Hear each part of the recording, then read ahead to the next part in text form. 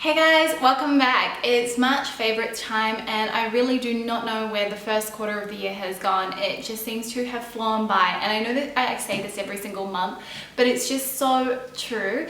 I've got a really random mixture of favorites here that I can't wait to share with you guys, and I think I'm probably going to start with fashion this time around, as this is one piece that I'm really excited to show you, and it's this navy skirt from Lover.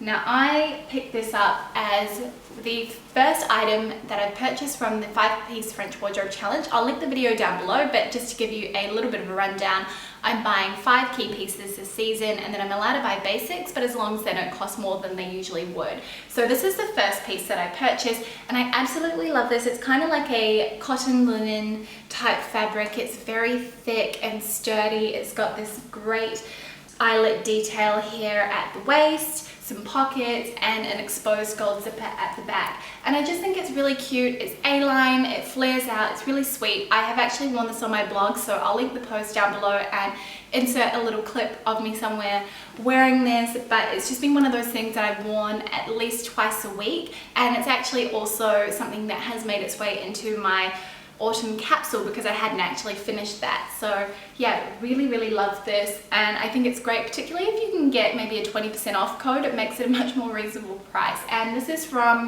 Lover, if I didn't mention already. My next fashion favorite for the month is actually a hat, and I'm just gonna grab it here. It's from ASOS, and it is this huge really huge straw hat. This has been great for when I'm going to the beach or on days when it's been really warm. I just think it's really cute, and it was really inexpensive as well. It was around the $30 mark, I think, so really reasonably priced, and I think I'm going to take this with me on our trip to Europe and America later this year, so I think it'll be great. And yeah, I just kind of like the detail, and I'll try and show you guys. I think I might have gotten a size too small, but aside from that, I really like this, and right here.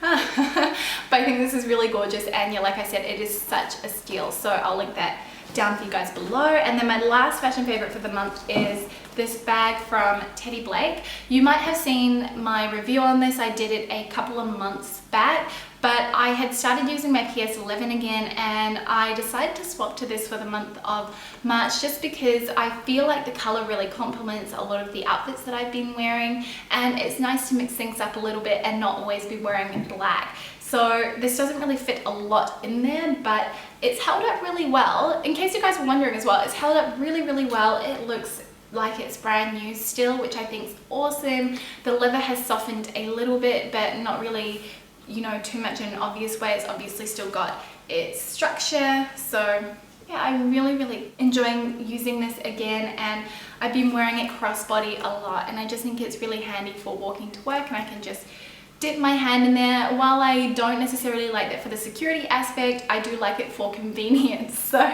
this has been one of my favorite fashion items for the month. And then moving on to beauty, I've got the most random mix. I'm going to start with base because in the summertime it gets so hot in Sydney. It's over 30 degrees Celsius, and it's just really hard to continue to wear a foundation, or at least I find, and it ends up breaking me out really badly. So I hadn't really worn a foundation or even a tinted moisturizer for most of December and January, and even most of February. I think I started wearing a tinted moisturizer around the middle of February because it was just too heavy on the skin. But what I've been using a lot for the month of March, and I've been absolutely loving it, has been the Maybelline Dream Pure BB Cream. And this is in the shade medium, and it's for oily skin.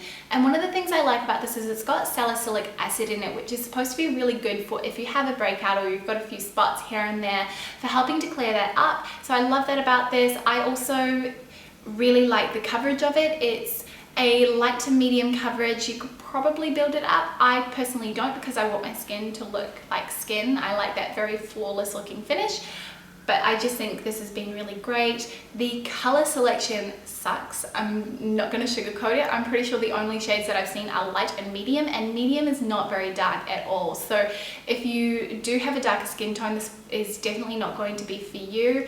So I hope they come up with a few more shade options, because this is right for me at the moment, but I kind of feel like in the summertime this is definitely far too light, and I had to mix it in with a darker foundation to actually get it to work. But yeah, this has been one of my favorites this month. And then to set my tinted moisturizer, I guess this is, or BB cream, I've been using the Rimmel Stay Matte powder, and this is in the shade Transparent.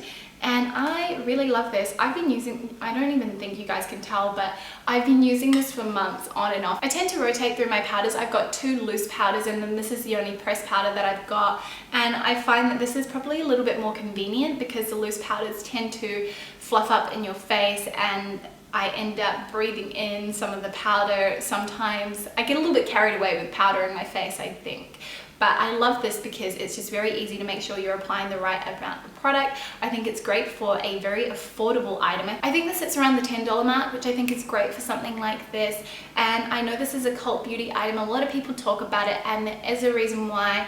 And I feel like when you put it on your skin, it doesn't look cakey. You can't really see it sitting on your skin. I do if I put it on my nose, just because I think the pores are really big on my nose, and everything just seems to sit really funny whenever I put it on my nose for whatever reason. I'm not sure why, but everywhere else this is a gem, and I really, really love using this. And then for my cheeks, I have been using the Clinique Cheek Pop in Pink Pop. This is number 12, and it is this really, really ridiculously bright pink. It's actually what I've got on my cheeks today. I don't know if you can really tell. I try not to go too overboard with the blush, but the thing I like about this is that it is a sheer wash of color, so you can build it up. It's really great for beginners.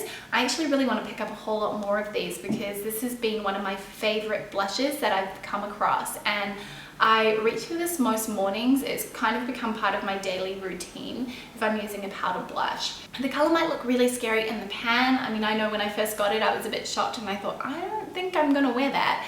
But it does actually look quite natural, and I feel like it just gives that really pretty flush to the cheeks. In terms of wear time, this does kind of slip off my face a little bit towards the end of the day, but otherwise I do think it fares pretty well, particularly given it is quite humid here in Sydney. Then the last favorite I'm going to talk to you guys about is a nail polish, and I don't tend to paint my nails too often just as I've had an issue with my nails peeling, but it seems to have gone away. I haven't noticed them peeling for a little while, which has been great. So I recently started using this nail polish again, and it is from Nails Inc, and it's part of the Victoria Beckham collection, and it is the shade Judo Red, and this is the shade, I don't know, can you guys see that? It's this really beautiful tomatoey orangey red. I absolutely love it. I think this is a great everyday shade. I mean, it's a little bit brighter maybe than what I would usually go for a red, but I think it's great particularly in the warmer months. And I love the brush. It's very flat, which makes application very easy. I'll try and insert a close-up for you guys. And the wearability of this is also excellent. I put this on and it lasted me a whole week, which is very rare when it comes to nail polishes. I did put on 3 coats, and I kind of feel like that's the secret to getting your nail polish to last, is putting on 3 coats. But I definitely want to try some more shades of nail polish out from Nails Inc because I've been really impressed with the quality of this. I also think that this looks a little bit like a gel nail polish, which I quite like because I really love that kind of glossy look. That's what I look for in nail polishes. I hate when they look kind of in between matte and glossy. It kind of needs to be one or the other, not in the middle as far as I'm concerned. So that's what I really like about this. I'd love to know what your favorites have been for the month of March. Please drop them down in the comments below. I hope you guys enjoyed watching this video, and maybe you found a couple of products that you would like to try out yourself, and I'll see you in my next one. Thank you so much for watching. See you later. Bye.